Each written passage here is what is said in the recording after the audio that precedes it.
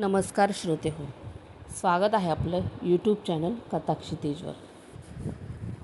तर आजची आपली कथा आहे शंकर पाटील यांच्या भेटीगाठी या पुस्तकातील जोडणी. आर देऊन रंगवलेला फेटा शिवानं तीनदा मोडला आणि तीनदा गुंडाळला. शेवटी एकदा मनाजोगी कोर आली. दिवाळीत ठेवलेला फणीर फेटीत तीनदा त्याने वाकून बघितलं. बोटं खुपसून कोर नीट साधली. चहूबाजूंनी फेटा चाचपून बघितला. फेटा झकास जमला होता. स्वतःवर तो खुश झाला आणि पाठीवर शेमल्या टाकून तो बाहेर पडला. शिवा बाहेर पडला, पण अंगणातच त्याचे पाय घुटमळले. अजून दिवस मावळला नव्हता. मावळटीकडे बघत तो थोडा वेळ उभा राहिला आणि पुन्हा आत आला. पाठीवरचा शेमला छातीवर घेऊन तो विचार करत सोप्यालाच उभा राहिला. उभा राहून कंटाळला तसा तो खाली बसला. मागं भिंतीला लागून फेटा मोडू नये या काळजीने तो जरा भिंत सोडून लांबच बसला. वेळ जावा म्हणून चमची काढली. पान तंबाखूचा सारा सराजमा त्यानं मांडून ठेवला. मांडीवरच्या धोतरानं पानं सावकाश पुसून घेतली. देठ खुडले व बाहेर बघत त्यानं पाण्याला चुना लावला. अंगठाच्या नखानं कात टोकरून तो तोंडात टाकला. रवंत केल्यागत सावकाश तो पान चगवू लागला. मध्येच त्यानं चोच बाहेर काढली आणि मान वाकून ती नीट न्याहाळली. मनासारखी चोच रंगली नव्हती. चंचीत कोंबलेला काताचा खडा त्यानं पुन्हा बाहेर काढला. नखानं टोकरून तुकडा काढला. चांगला तुरीच्या डाळी एवढा कात त्यानं तोंडात टाकला. पान चावून झालं. रस गिळून झाला. अंगठ्यानं तंबाखू चोळत शिवानं बाहेर बघितलं. दिवस मावळला होता. चोळलेली तंबाखू टाकून त्यानं हात झाडले. छातीवरचा शेमला चाचपत तो उभा राहिला. तसाच तो उठून दाराशी आला आणि अकारण छातीत धडधडू लागली. पाय टाकायच्या ऐवजी दारातनंच एक पिचकारी टाकून तो मागे वळला. सोप्यातच एरझारा घालू लागला. हवा कोंडल्यागत गदगदू लागलं. शिवानं सदऱ्याच्या गुंड्या सोडल्या आणि पंख्याचा वारा घ्यावा तसा तो एका हातानं शेमला हलवू लागला. छातीला वारा लागून जरा हुशारी आली. पायातही बळ आलं. उभं राहून त्यानं एकदा निकराचा विचार केला आणि उंबरा ओलांडून तो बाहेर पडला. सरळ पेठेतनं जायचं तो मागच्या गल्लीनं निघाला. मुद्दाम लांबची वाट काढून चालला. चांगला अंधार पडेपर्यंत तो वळसा घालत राहिला आणि आता वेळ लावता कामा नाही असा विचार करून तो आपल्या वाटेकऱ्याच्या घराकडे निघाला. धडधडत्या छातीने तो घराजवळ आला. गुडघ्यात मान घालून तुकाचा म्हातारा बाहेर अंगणात बसला होता. उतारवयानं त्याची मान हलत होती आणि आजारपणानं कातडी पिवळी पडली होती. शिवा जवळ आला तरी त्याला ओळखू आलं नाही. एक वार आत बघून शिवानंच विचारलं, "काय काका, बाहेर अंगणात बसलाय?" "कोण ते?" असं म्हणत म्हाताऱ्यानं मान उचलली आणि शिवाला बघून म्हातारा गडबडीने रामराम घालून म्हणाला, "मालक, बघितलंच नाही की मी. काय येणं केलं?"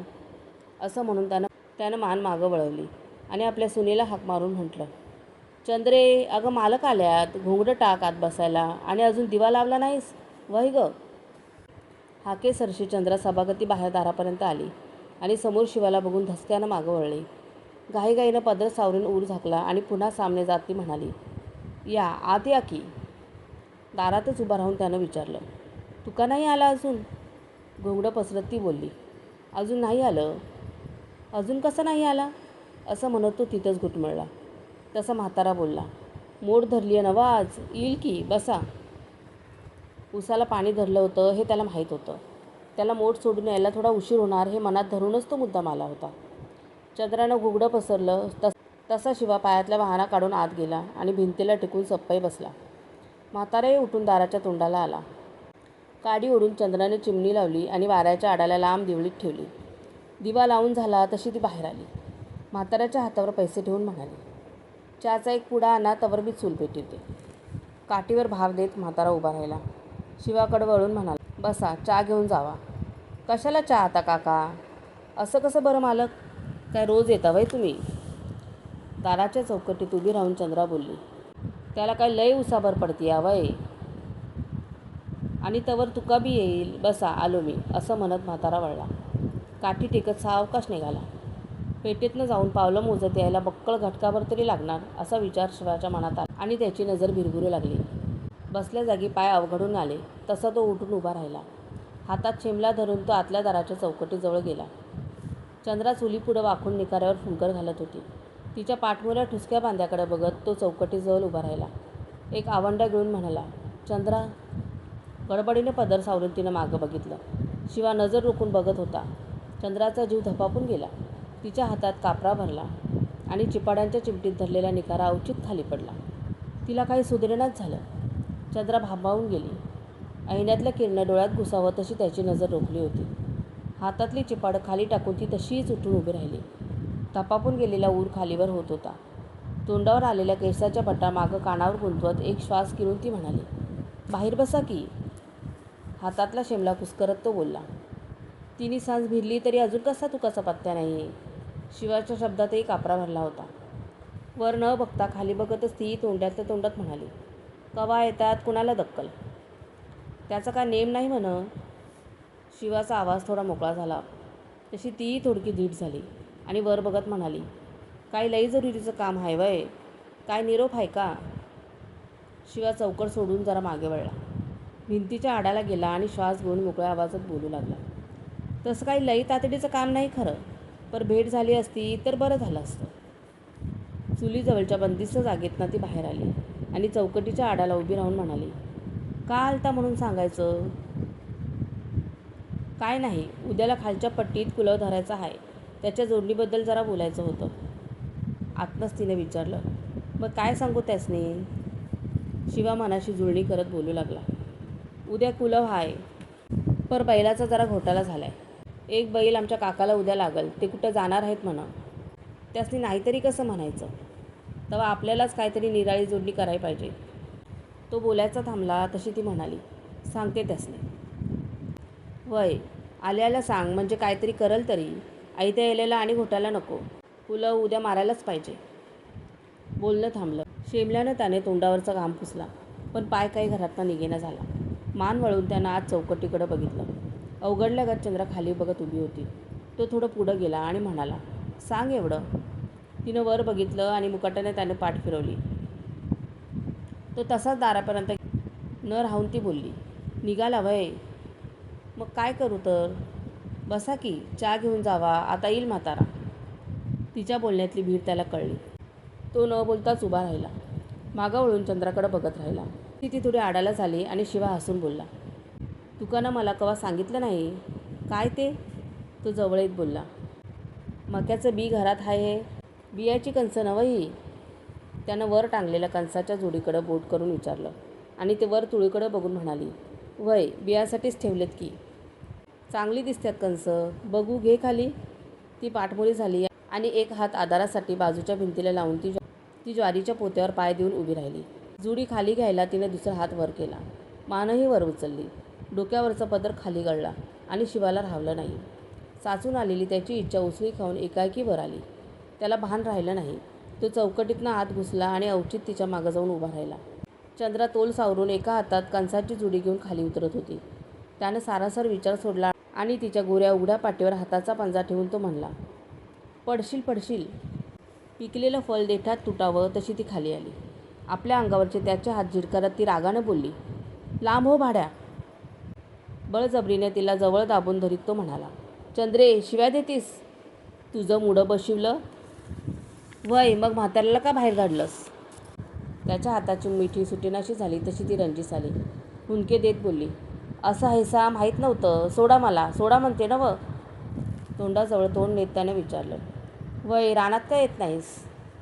शपथ आहे तुम्हाला, शपथ. ती मुसमुसून रडू लागली आणि तिला छातीशी घट्ट आवळून तो म्हणाला, माझा खोबरी आंबा आहेस तू. खुळा झालोय बघ मी, खुळा. शिवाला कसलंच भान राहिलं नव्हतं आणि एकाएकी दारात काठी वाजली आणि म्हाताऱ्याचा पाठोपाठ आवाज आला, काय हे, काय हे. शिवा भानावर आला. चंद्राला बाजूला ढकलून त्यानं परड्याच्या अंगानं ढेंग टाकली. 2 ढेंगातच तो परड्यात आला. मागं न बघताच पुढं पळत सुटला. दगडाधोंड्यांना ठेचाळत बेभान होऊन वाट शोधू लागला. परड्यातल्या उकिरड्यावरनं चालत तो पलीकडे गेला आणि रस्त्याला लागला. घर राम राहिलं तशी त्याची छाती धडधडू लागली. अंगाला दरदरून घाम सुटला. म्हाताऱ्यानं सारा प्रकार डोळ्यानं बघितला होता. त्याच्या काळजानं ठावच सोडला. दे माय धरणी ठाय अशातली गत होऊन गेली. मागं बघून तो पुढं चालू लागला. त्याला एक म्हणता 1000 आठवू लागलं आणि जीव रडकुंटीस आला. काळोख पडला होता. लोक रानातनं परतत होते. त्यांची तोंडं चुकवत शिवा घाईनं चालला होता. कधी घरी जाईन असं त्याला झालं होतं. 4 भिंतीच्या आत दार लावून एखाद्या सुरक्षित जागी स्वतःला कोंडून घ्यावंसं त्याला वाटत होतं. हमरस्ता सोडून तो गल्ली बोलातनं भराभर पाय उचलत निघाला. मान वर न करता खाली बघूनच चालला. छे आगळीक झाली. लज्जेनं तो खजील झाला. सारा गाव आपल्याकडं बघून हसतंय असं त्याला वाटू लागलं. छी तू म्हणून लोकांनी हिणवावं, अंगावर थुंकावं असंच घडलं होतं. वर बघायला त्याला तोंड राहिलं नव्हतं. घामाघूम झालेला शिवा जीव घेऊन सुरक्षित घरी आला. चोरासारखा गुमान आत शिरला. त्याचं मनच त्याला खाऊ लागलं. सोप्यात टांगलेल्या कंदिलाची वात त्यानं उगीचच बारीक केली. पण दार उघडं होतं. त्या उघड्या दाराकडं बघून त्याच्या मनाला खिंडार पडलं. कुठं दडावं कळना झालं. शिवाय सांजेचं दार तरी कसं झाकावं. घरात लक्ष्मी यायची वेळ ही. त्या उघड्या दाराकडं बघत तो कोपऱ्यात बसून राहिला. सोप्याला उजेड कमी दिसून त्याची आई आतनं बाहेर आली आणि कंदिलाजवळ येत म्हणाली, उजेड का कमी झालाय? जवळ जाऊन तिने कंदिलाची वात वर केली. सोप्यातला प्रकाश जगजगू लागला तशा डोळ्यांवर आडवा हात घेत शिवा म्हणाला, दिवा कमी कर. उजेड म्हणायचा काय सोंग? तू कवा आलायस र? असं बोलून आई जवळ गेली. पण शिवा न बोलता गप्पच बसून राहिला. एवढ्यात बाहेर कसला तरी आवाज आला आणि शिवा थरथरला.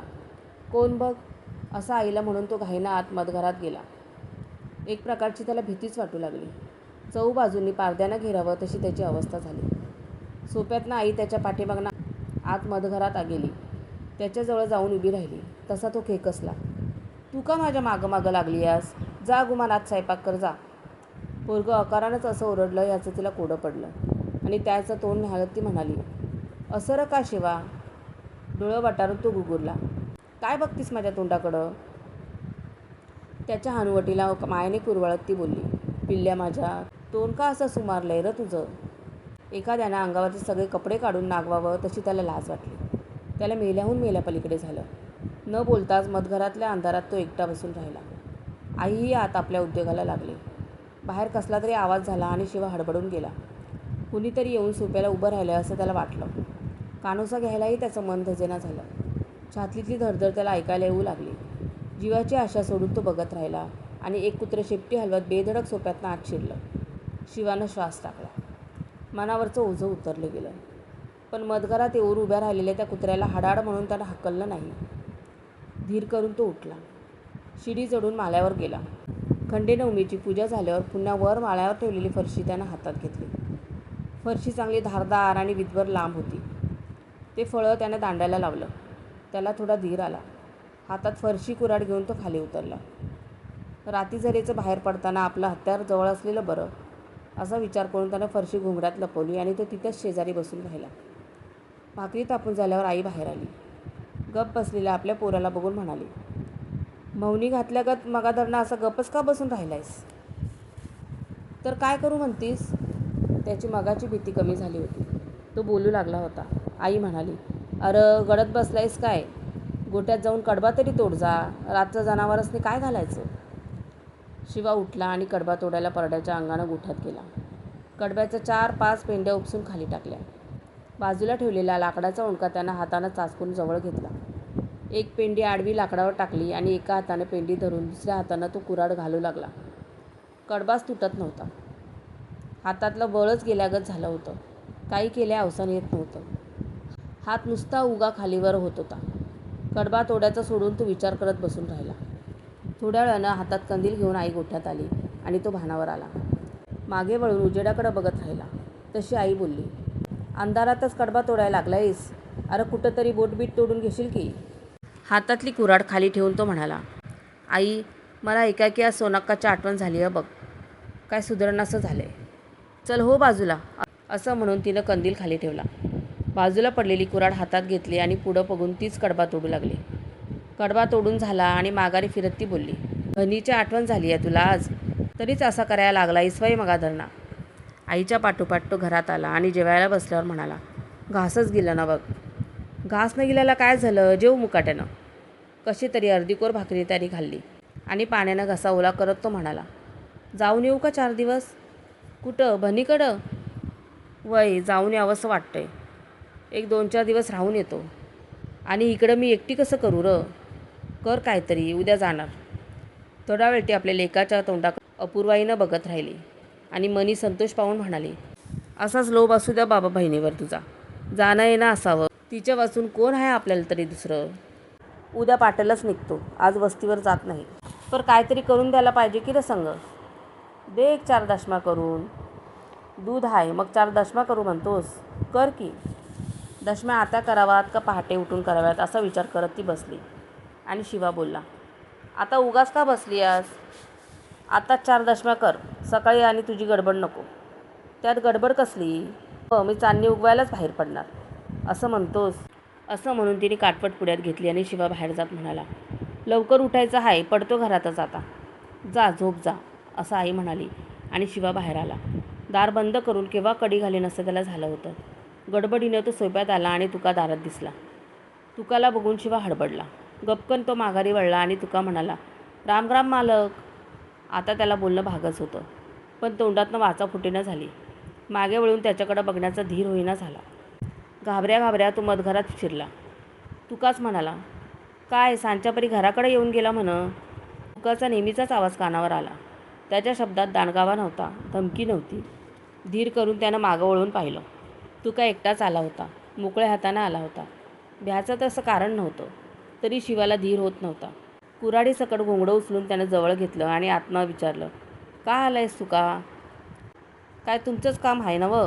तुम्ही घराकडे येऊन गेला म्हण. वय आलतो जरा. उद्याचं जोडणीबद्दल सांगाय आलता वय? असं विचारून तुका खाली भुईलच टेकून बसला. तुकाचा चेहरामोहरा काही बदलला नव्हता. त्याच्या आवाजातही काही फरक नव्हता. सहज यावं तसं तो आला होता. त्याचा संशय घेण्याचं आता काही कारण नव्हतं. त्याला काही कळलं असतं तर त्याच्या तोंडावर ते दिसलं असतं. ते लपून कसं राहील? दडवून ठेवण्यासारखी ती वस्तू नव्हती. तरी पण चांगला अंदाज घ्यावा म्हणून शिवानं विचारलं, जेवून आलास का उभ्या उभी आलास? ते का? जेवूनच आलो की. रानातनं आल्यावर भूक आवरायला नको? मग काय घोर नाही. असं म्हणत शिवा बाहेर सोप्याला आला.